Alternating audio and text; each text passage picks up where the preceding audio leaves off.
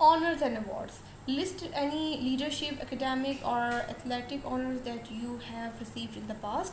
ठीक है, it's really easy one. मेरा ख्याल है कि मुझे उसको एक्सप्लेन करने की ज़रूरत नहीं है because it is visible from your eyes. ठीक है, if you only have academic award then just list those under the education section in your resume. अभी हमने बात की थी एजुकेशन की. ठीक है, और जब हम CGPA की बात कर रहे थे तो मैंने मेंशन किया था कि अगर आपकी कोई पोजीशन रही है तो आप उसको अपने मार्क्स CGPA के आगे ही मेंशन कर दें. लेकिन इसके अलावा अगर आपकी कोई एकेडमिक के साथ साथ आपकी कोई को करिकुलर एक्टिविटीज़ भी रही हैं, वहाँ पर अगर आपको कुछ अवार्ड्स मिले हैं तो आप इसका एक सेपरेट सेक्शन बना लें. ठीक है, जिसको आप ऑनर्स और अवार्ड्स के नाम से ले लें. और उसके बाद क्या है कि आप उसमें ये सारी इंफॉर्मेशन पुट कर दें.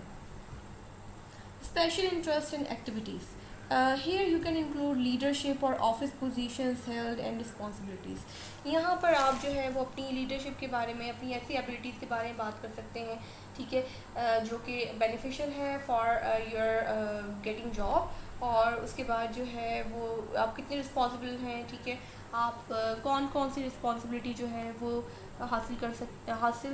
आप जो है वो मतलब शो कर सकते हैं. ठीक है, तो ये तमाम चीज़ें जो हैं वो स्पेशल इंटरेस्ट और एक्टिविटीज़ में आ जाएंगी.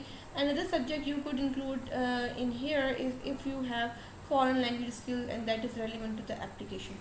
ठीक है, अगर आपको कोई और लैंग्वेज भी आती है लाइक चाइनीज़, जापनीज़, ठीक है, तो आप वो भी मेंशन करें. इससे क्या होता है कि अगर आप किसी कॉलेज में जा रहे हैं पढ़ाने के लिए. ठीक है, फॉर एग्जांपल अगर आप पढ़ाने के लिए जा रहे हैं. ठीक है, और आपको एक्स्ट्रा लैंग्वेजेस भी आती हैं. ठीक है, तो ये आपके रिज्यूमे को मज़ीद जिसे कहें कि एक ब्यूटी प्रोवाइड करती है कि यू हैव द एबिलिटी, कि आपके पास आप में इतनी एबिलिटी है कि आप ने जो है वो मज़ीद लैंग्वेज पर भी काम किया हुआ है.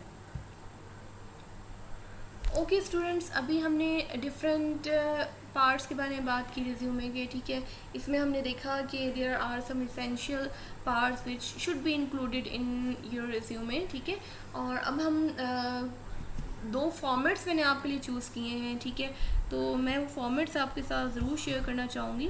First of all look at here. यहाँ पर आप देख सकते हैं कि मैंने एक curriculum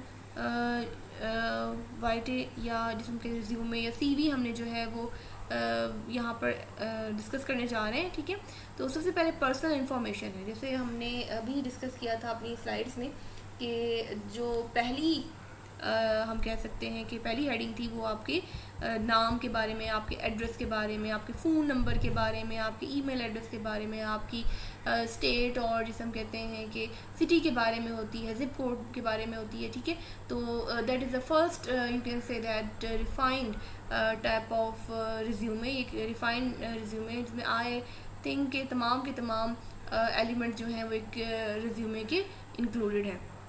Okay, let's talk about the personal statement. Taught English language and literature courses at master level, facilitated teachers in teaching ESL, coordinated education program to create an effective teaching, learning, employment, and contributed to drafting internationally circulated research reports. अब यहाँ पर उसने जो है वो एक personal statement लिखी हुई है और इसमें जो है वो उसने जिसे हम कहते हैं कि ऑब्जेक्टिव टाइप उसकी एक स्टेटमेंट है. ठीक है, इसमें वो बता रही है कि मुझ में कौन कौन सी स्किल्स हैं, मैं कौन कौन से काम कर चुकी हूँ. ओके, और फिर हम मज़ीद देखते हैं अ post graduate professional having academic background in disciplines of humanities and education management with experience in English language and literature teaching, education management and research in socio legal subjects. ठीक है, तो उसने ये भी बता दिया कि मेरे पास कौन कौन से जो हैं वो स्किल्स हैं. ठीक है, और मैं किन किन डिसिप्लिन्स में पढ़ा चुकी हूँ. तो ये ऑब्जेक्टिव टाइप एक स्टेटमेंट उसके सामने आ गई है. ठीक है, फिर हम देखते हैं उसके एजुकेशन एंड ट्रेनिंग के बारे में हम देख लेते हैं. Okay, so masters of arts in English, English के बारे में बात की है उसने, अपने इंस्टीट्यूट के बारे में बात की है. ठीक है, फिर उसने अपने मेन जो सब्जेक्ट्स थे उनके बारे में बात की है. उसने डेट भी और ईयर भी मेंशन किया हुआ है. ठीक है, फिर वो बैचलर्स की तरफ आ गई है, बैचलर्स इन एजुकेशन की तरफ आई है. ठीक है, again she has included the name of the institution, her main subjects and then the date. उसके बाद हम देखते हैं कि यहाँ पर masters in education planning and management EPM का उसने डिप्लोमा किया हुआ है, ठीक है। And then we can see here कि उसने मज़ीद जो अपनी जो अर्ली एजुकेशन थी उसके बारे में उसने कोई भी इंफॉर्मेशन यहाँ प्रोवाइड नहीं की।